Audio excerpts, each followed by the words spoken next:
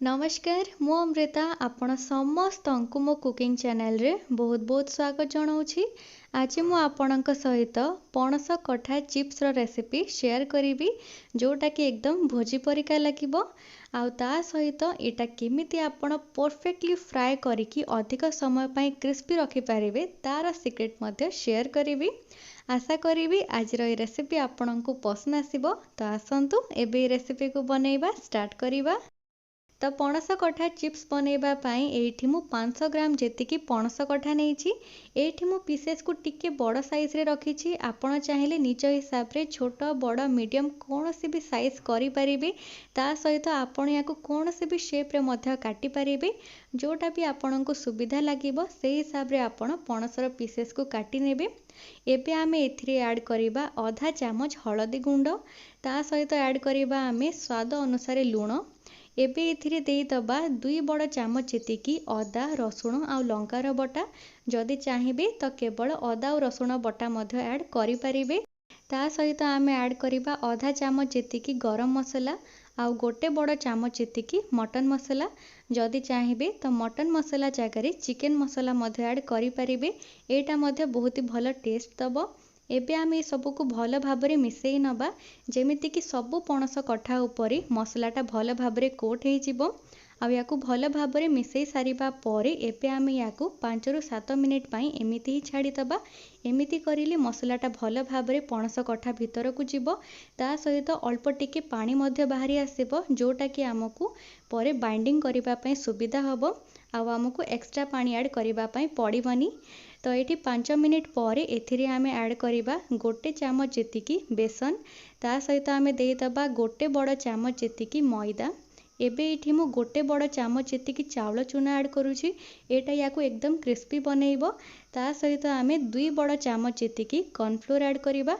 एटा मध्य याकू एकदम क्रिस्पी बनैबा पई हेल्प करिबो। ता सहित आधा चामच काश्मीरी लंका गुंड ऐड करिबा। एटा जमा भी राग लागिबनी, केवल भल कलर आसीबो। आउ लास्ट रे 1/4 चामच जेतिकी गोलमरीच गुंड ऐड करिबा। एबे आमे ए सब को भल भाबरे मिसेई नबा जेमिति कि सबु मसलाटा पणस कठा उपरे भल भाबरे कोट हे जिवो। एठी आमे चावल चूना आउ कॉर्नफ्लोर दीटा जाको ऐड करिछु। तो पणस कठा चिप्स एकदम क्रिस्पी बनिबो। एई सब को मिक्स करिबा पई एठी मु जमा भी पानी ऐड करिनी। किंतु जदि आपनको एटा अधिक ड्राई लागु थाए तो आपण एथिरे 1 रु 2 चामच पानी ऐड करिकी याको भल भाबरे मिक्स करि परिबे। आमे प्रथमे जेमिति पणस कठा उपरे लूण और बाकी सब मसला देकी 5 रु 7 मिनिट पई रखि देइथिले। सेई टाइम रे पणस कठारु अल्प टिके पानी आसी जाइथिला। आउ सेई पानी रे ही एटा भल भाबरे बाइंडिंग हे जाइछि। तो सेथि पई एथिरे मु जमा भी पानी ऐड करिनी। किंतु जदि आपनको अधिक ड्राई लागु थाए आपण पानी ऐड करिकी याको भल भाबरे मिक्स करि नेबे। आउ देखंतु एठी सबु मसला पणस कठा उपरे भल भाबरे कोट हे जाइछि। तो एबे आमे याको फ्राए करि नबा।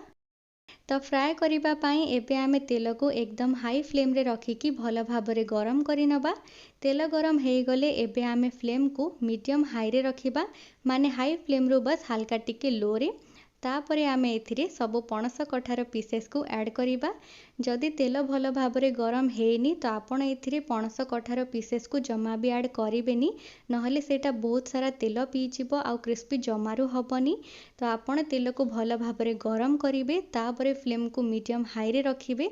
तापरे जायके आपण एथिरे पणस कठार पीसेस को ऐड करिकी फ्राए करिवे। एमिति करिले पणस कठा चिप्स एकदम क्रिस्पी बनिबो। ता सहित अधिक समय पर्यंत क्रिस्पी मध्य रहिबो। तो एबे आमे पणस कठा को भल भाबरे फ्राए करि नबा जेमिति कि सेटा एकदम क्रिस्पी हे जिवो। तो आपण याको मझिरे मझिरे उल्टेकी ताको भल भाबरे फ्राए करि नेबे।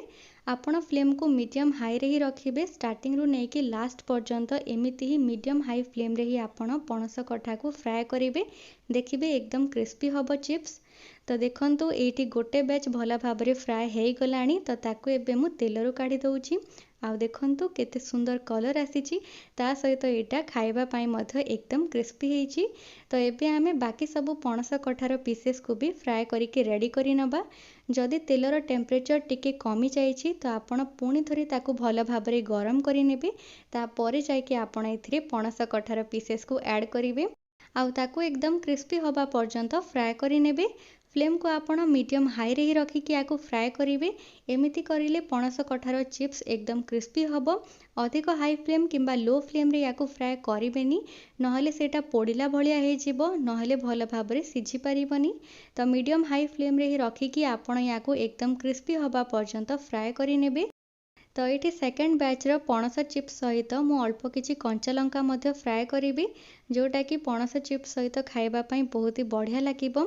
तो पणस चिप्स ये बस आउ टिके ही छणा बाकी अच्छी। तो ये स्टेज रे आमे 4टी कंचा लंका ऐड करिबा। लंका रे आपण सामान्य टिके कट लगेकी एथिरे पकेइबे।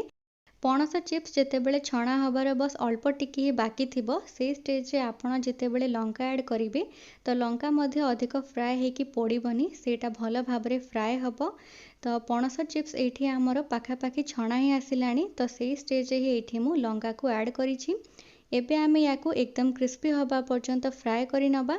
एतिकी टाइम रे लंका मध्य भल भाव में फ्राए हे जेबो आउ सेटा जमा भी पोड़ीबनी।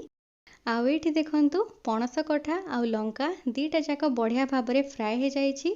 पणस कठा फ्राए हेकी एकदम क्रिस्पी हो जाइछि आउ लंका मध्य फ्राए हेकी सॉफ्ट हो जाइछि। तो एबे आमे ताकू आउ अधिक समय पय फ्राए करिबानी तेलरु काढी दबा। आउ याकू एबे आमे गरमा गरम खाइबा पय सर्व करिबा। एठी मु सबु पणस कठार पीसेस को फ्राए करिकी रेडी करि नेछि। एबे आपण खाली सुनंतु कि एटा केते क्रिस्पी हेछि।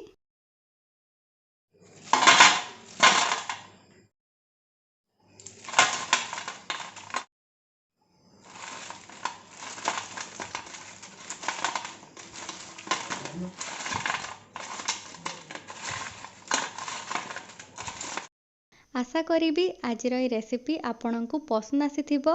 जदि पसंद आसे तो वीडियो को लाइक करिवे, निजर फ्रेंड्स और फैमिली सहित शेयर करिवे। आउ आगको एमिति ही रेसिपीज देखिबा पई चैनल को सब्सक्राइब करिनेबे। तो पुणी भेट हेबो आउ गोटे नुआ वीडियो रे। सेते जाय रहिली नमस्कार।